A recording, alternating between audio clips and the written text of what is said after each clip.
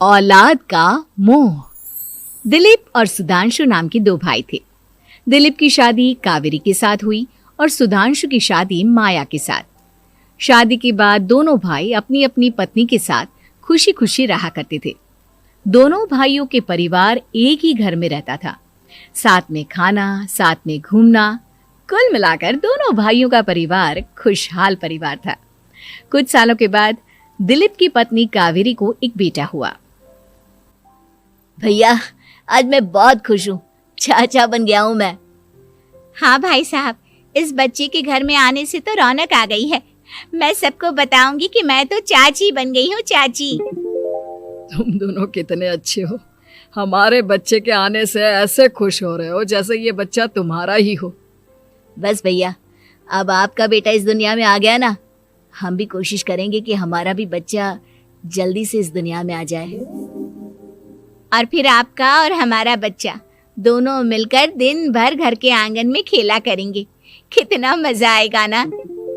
सच कहती हूँ माया, मैं भी उसी दिन का इंतजार कर रही हूँ जब तुम्हारी भी गोद भर जाएगी और मेरे बेटे को एक छोटा भाई या बहन मिल जाएगी। 1 साल बीत जाता है। दिलीप और कावेरी का बेटा अब 1 साल का हो चुका था, लेकिन सुधांशु और माया की कोई औलाद नहीं होती। माया, लगता है कि हमारी जिंदगी में बच्चे का सुख ही नहीं है। ऐसा क्यों कहते हैं? दिलीप भाई साहब का बेटा भी तो हमारा ही बेटा है ना। तुम्हारी बात बिल्कुल ठीक है माया, लेकिन फिर भी हमारा खुद का एक बच्चा होता तो कितना अच्छा होता। हाँ, कावेरी भाभी भी हमेशा कहती हैं उन्हें अपने बेटे के लिए एक छोटा भाई या बहन चाहिए। लेकिन देखिए ना, हमारी तो किस्मत ही कितनी खराब है। हमारे तो सारे ट्रीटमेंट भी फेल हो चुके हैं। डॉक्टर ने भी साफ साफ कह दिया है कि तुम कभी माँ नहीं बन सकती। वही तो सुधांशु, बहुत बुरी किस्मत है हमारी। लेकिन माया, हम अपनी किस्मत को इतना क्यों कोस रहे हैं? हम दिलीप भाई साहब के बेटे को अपने बेटे की तरह ही प्यार कर सकते हैं ना। हाँ जी, बिल्कुल सच कहा। मैं भी वैसा कर सकती हूँ। चाची हूँ, उसे छोटी माँ का प्यार नहीं दूंगी क्या?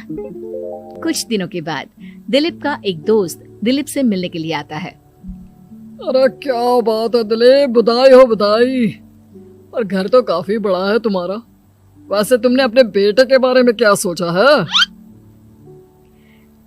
भैया, और क्या सोचेंगे, बस उसे पढ़ा लिखा कर अफसर बनाएंगे, उसकी पढ़ाई पर खर्च करेंगे।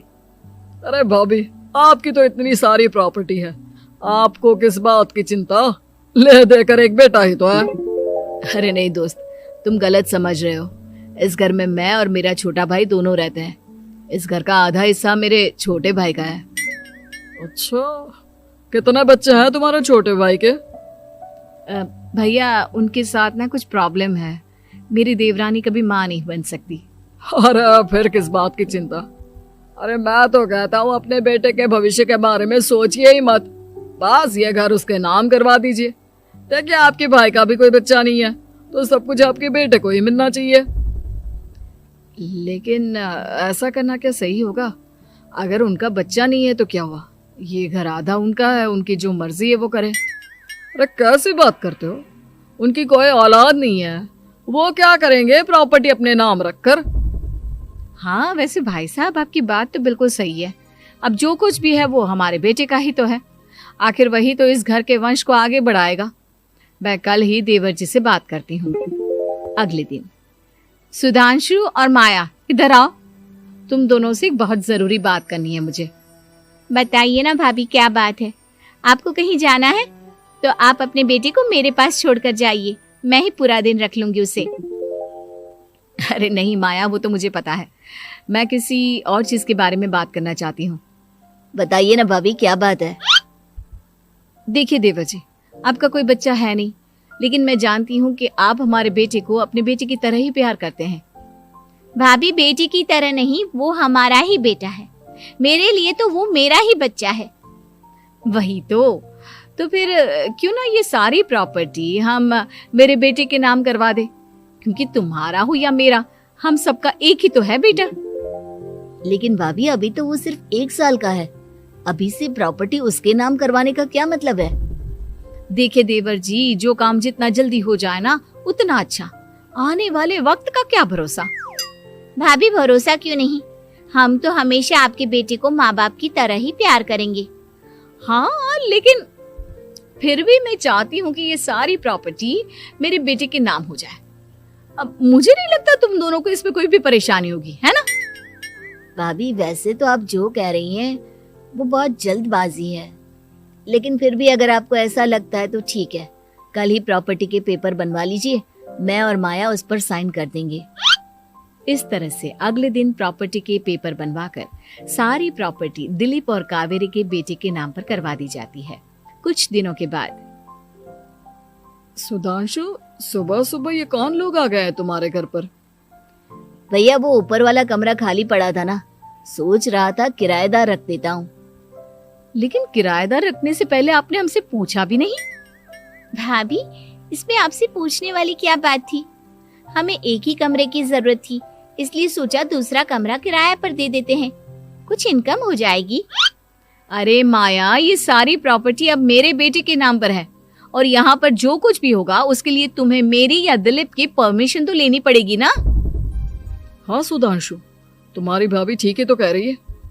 अब देखो, तुमने खुद अपने हाथों से ये प्रॉपर्टी हमारे बेटे के नाम की है, वह अभी बहुत छोटा है, तो इस घर से रिलेटेड सारे फैसले तुम्हें हमसे पूछ कर लेने चाहिए। भाभी हमें तो लगा था कि आप हम लोगों से बहुत प्यार करती हैं, लेकिन आप तो हमारे साथ भेदभाव करने लगी। अरे इसमें भेदभाव करने वाली क्या बात है? और मैंने कौन सा तुमसे कुछ गलत मांग लिया? अरे ले देकर मेरा बेटा इकलौता इस पूरे वंश का वारिस है, सब कुछ उसके नाम है। तुम्हें इस बात से जलन क्यों हो रही है? भाभी माया को जलन नहीं हो रही, वो तो बस ऐसे ही कह रही थी। सब जानती हूँ मैं, इसकी खुद की तो कोई औलाद पैदा नहीं हुई, बस इसीलिए जब देखो तब मेरे बेटे पर बुरी नजर डालती रहती है। देखो माया, कावेरी तुमसे बड़ी है, वो जैसा कहती है वैसा करो। और वैसे भी इस घर पर अब तुम लोगों का कोई अधिकार नहीं है, वो तो हम लोगों की भलाई समझो जो तुम्हें अभी तक यहाँ रहने दिया है। भैया आप इतने कैसे बदल गए? इस प्रॉपर्टी ने आपके दिल से हमारे लिए प्यार पूरी तरह खत्म कर दिया है क्या?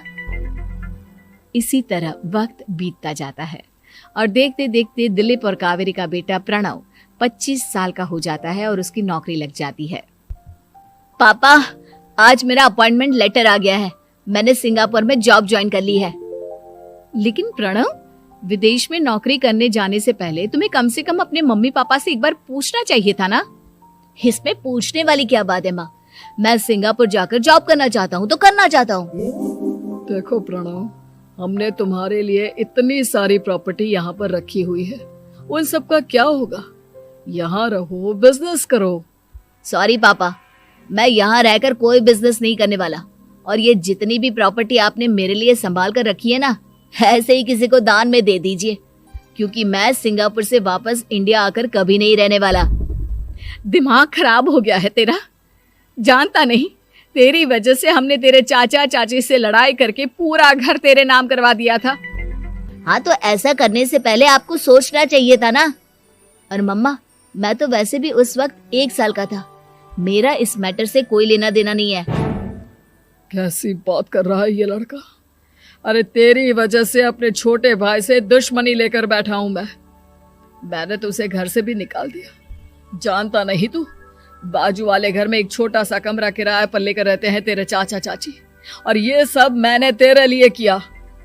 देखिए पापा, आपने जो कुछ भी किया अपने लिए किया। मैंने आपसे कब कहा था कि मुझे ये प्रॉपर्टी और घर चाहिए?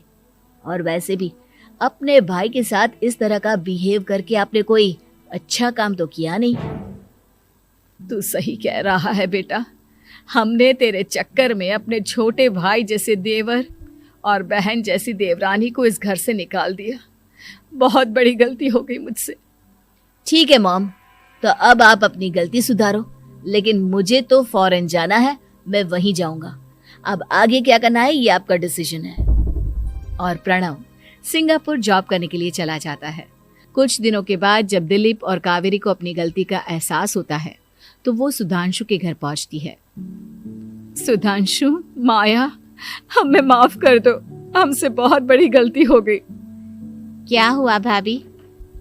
आज इतने सालों के बाद अब हम गरीब लोगों के घर क्या करने आई हैं? भाभी, हमने तो खुशी खुशी अपने भतीजे को सब कुछ दे दिया, अब हमारे पास कुछ भी नहीं बचा है। भाई मुझसे बहुत बड़ी गलती हो गई, जो तेरे जैसे भाई को मैंने प्रॉपर्टी के चक्कर में घर से निकाला, और जिसके लिए मैंने ये सब कुछ किया वो खुद ही विदेश चला गया। भैया भाभी, जिस बेटे के लिए आपने हम लोगों को इतनी तकलीफ दी, आपस के प्यार को बिगाड़ा, जब वही आपसे दूर चला गया तो आपको इस बात का एहसास हुआ। लेकिन माफ कीजिए, अब हम आपके साथ रहने के लिए उस घर में नहीं आ सकते। नहीं नहीं माया, ऐसा मत कहो, मुझसे बहुत बड़ी गलती हो गई, प्लीज वापस चलो, मैं वो घर फिर से तुम्हारे नाम कर देती हूँ। भाभी, मैं उस घर का क्या करूंगी? किसके लिए? मेरा कोई बच्चा नहीं, मैं तो बस जिंदगी भर आप लोगों के साथ प्यार से रहना चाहती थी, प्रणव को अपने बेटे की तरह प्यार करना चाहती थी, लेकिन आपने मुझसे वो अधिकार छीन लिया। भाभी और भैया, एक सवाल पूछना चाहता हूँ आप लोगों से। जो बच्चा कुछ ही दिन पहले दुनिया में आया हो, जिस बच्चे के भविष्य का आपको पता ही ना हो, उसके लिए अपने पुराने रिश्तों को तोड़ देना, अपने सगे रिश्तेदारों से दुश्मनी मोल लेना, उनके साथ झगड़ा करना, उनकी बेइज्जती करना, क्या ये सही है? कम से कम हमें सही वक्त का इंतजार तो करना चाहिए ना। सिर्फ प्रॉपर्टी के लिए अपने सगे भाई को घर से निकाल दिया, वो भी अपने 1 साल के बेटे के लिए। क्या ये वाकई में सही था? जवाब दीजिए मेरी बात का।